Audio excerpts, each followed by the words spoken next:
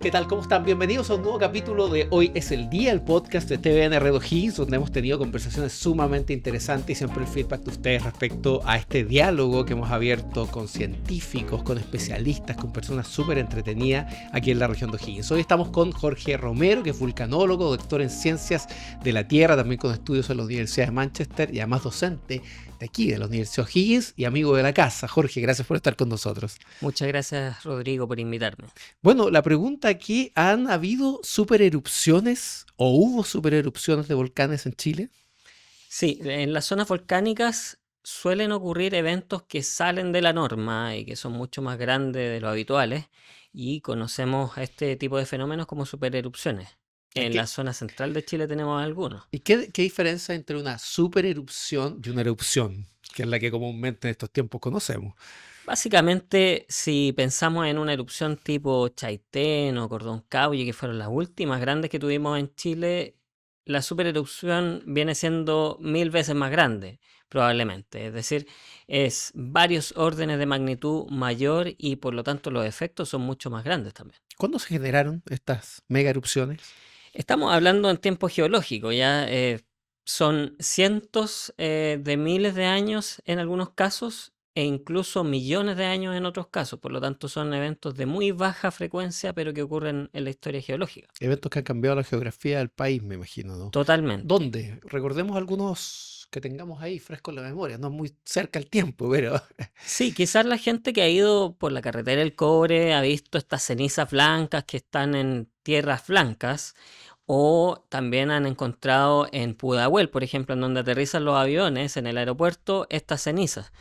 Esto es material de una supererupción que ocurrió hace 140.000 años atrás aproximadamente en la zona central de Chile, en el volcán Maipo. Se llama Caldera el Diamante, la depresión que generó esa erupción, y están distribuidas por toda la zona central. Ese es quizás el evento más reciente y que está registrado en nuestro paisaje. ¿Y desde dónde hasta dónde? Esa mega erupción surgió en la cordillera y llegó hasta dónde. Si hiciéramos un trabajo de detectives buscando desde Argentina hasta Chile, encontraríamos que los suelos que están debajo de Mendoza, en Argentina, están compuestos por estos materiales. Y esos mismos materiales los podríamos encontrar hasta la zona de Peralillo, por ejemplo, el lago Rapel en la zona central de Chile. Por lo tanto, están distribuidos por un área de más de 200 kilómetros de radio en torno a este volcán. Quiero interpretar a la gente que nos está viendo. ¿Por qué esas mega erupciones no se producen ahora, en estos tiempos? Son condiciones geológicas que cambian en el tiempo. Actualmente estamos viendo el choque de las placas tectónicas, ¿cierto? A una velocidad más o menos constante, con condiciones de presión y temperatura más o menos estables, pero sucede en algunos momentos de la historia geológica que esas condiciones cambian, produciendo más magma, acumulando más magma debajo de la corteza, y eso desemboca en erupciones gigantescas en algunos momentos. En el norte de Chile también tuvimos situaciones así, ¿no? Exacto. Para la gente que ha estado alguna vez en San Pedro de Atacama, por Sí. ejemplo, se habrán dado cuenta que también el suelo es muy blanco, en algunos casos rosado, está compuesto principalmente por rocas volcánicas que fueron emitidas en un lapso de más o menos 11 millones de años. Es un lugar que hoy día llamamos Complejo Volcánico Altiplano Puna, Ujú. y para que la gente se lo imagine, es la zona en donde más erupciones volcánicas explosivas ha ocurrido en la Tierra, probablemente en este lapso de tiempo. Es la zona más activa de supererupciones en el territorio Por chileno. eso esa geografía es tan atractiva, ¿no? Y es tan diferente. Exactamente, porque además estos miles de metros que se depositan de ceniza en el suelo cambian la geografía, cambian la forma del suelo, y posteriormente viene la lluvia, labra quebrada, ¿cierto? Se ven estos pináculos espectaculares en el norte en donde se han preservado estos depósitos volcánicos. Entonces se transforma el paisaje de manera sustancial. Ahora, ¿qué pasa con en esa época de estas erupciones que nos hablaban? Había una megafauna, ¿no? Esta zona, me acuerdo que estuvo Erwin hace algunas semanas, paleontólogo, que nos explicaba que aquí uno miraba por la ventana y andaban con foterios. En esa época también, ¿no? Eso arrasó con todo eso. Exacto. Bueno, es difícil comprender bien la dimensión de estos procesos porque este tipo de supererupciones no son como hemos visto en tiempos históricos, ¿cierto? Con una gran columna de ceniza que se inyecta en la atmósfera, más bien es la explosión de una región del suelo, digamos que emite mucho material particulado y este material se mueve radialmente en torno a esa zona que está haciendo erupción. Esos materiales están muy calientes, sepultan todo lo que encuentran a su paso a cientos de kilómetros por hora, incluso de velocidad, y probablemente diezmaron estas poblaciones de megafauna que existía, al menos aquí en la zona central, cuando ocurrió eso. Sin embargo, los efectos aparentemente en el clima parecen ser menos duraderos, podrían durar años, quizás décadas, en un invierno volcánico eventualmente, pero que no son suficientes para cambiar el curso de la vida en la Tierra. Ahora, ¿cuánto duraban esas?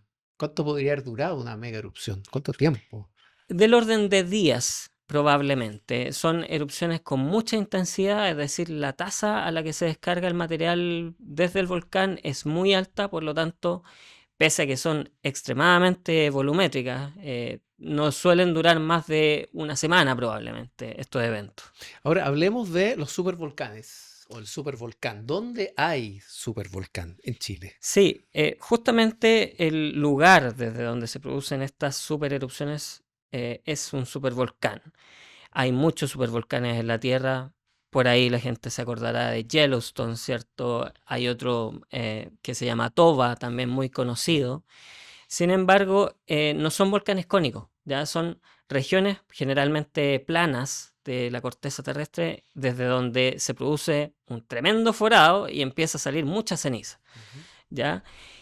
Entonces, los supervolcanes producen en su mayoría supererupciones.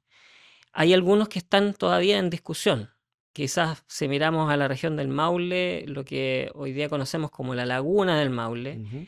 cae hasta cierto punto en esta categoría. Es una gran región repleta de muchos volcanes, tiene 140 volcanes pequeños y en el pasado ha producido grandes erupciones. Sin embargo, aún son pequeñas dentro de la clasificación de las supererupciones. Perfecto.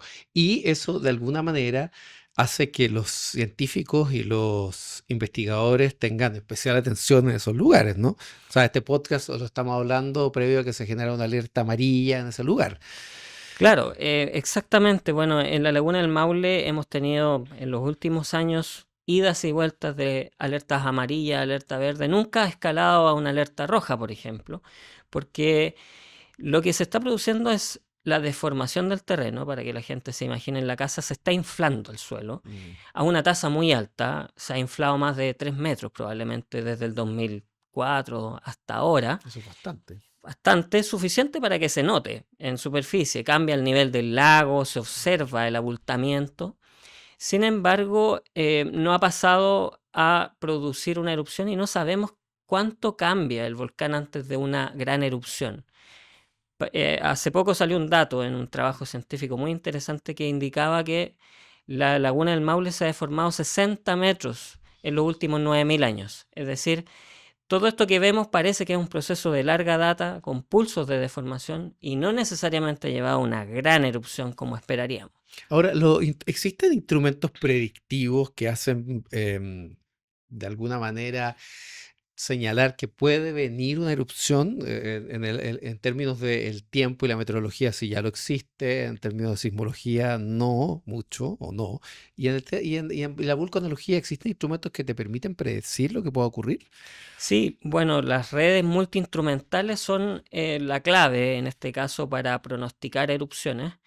¿Por qué? Porque a diferencia de otras variables, necesitamos conocer en los volcanes tanto la sismicidad como esta deformación que te indico, también la emisión de gases, en algunos casos el aumento de la temperatura del suelo. Ujú. Entonces son cosas que necesitamos parametrizar con distintos instrumentos. Una red robusta de estos diferentes instrumentos nos da la idea de cuándo podría producirse una erupción. El problema, no todas las erupciones están precedidas por un cambio significativo en la actividad de estos parámetros. Como pasó en el volcán Calbuco, por ejemplo, que tuvimos un incremento muy rápido de la sismicidad y luego una erupción. En el caso de las supererupciones, sí deberían haber muchos eventos precursores que nos indiquen que algo está cambiando y probablemente esto ocurre a larga data, ¿cierto? No es algo que ocurre de un día para otro. Ujú. Bueno, Jorge, muchas gracias por haber estado con nosotros en esta conversación. Iba a hacer una aclaración y un disclaimer, ¿eh? Esta conversación fue motivada por un trabajo que hizo el paleontólogo Erving de la Universidad de O'Higgins contigo, que también lo pueden ver en su página, con Fotagua se llama, ¿no? Donde Sí. tú mostraste junto a él básicamente lo que hablabas al principio, ¿no? La carretera del cobre, cómo se ven. Sí, muchas gracias, Rodrigo. Y también me gustaría hacer un disclaimer. Hace muy pocos días, lamentablemente, nos enteramos de que el mayor experto de la Laguna del Maule falleció Ujú. en un accidente automovilístico. Sí. Una persona muy importante, Bess Hildred, iba con una investigadora también, Judy Furstein.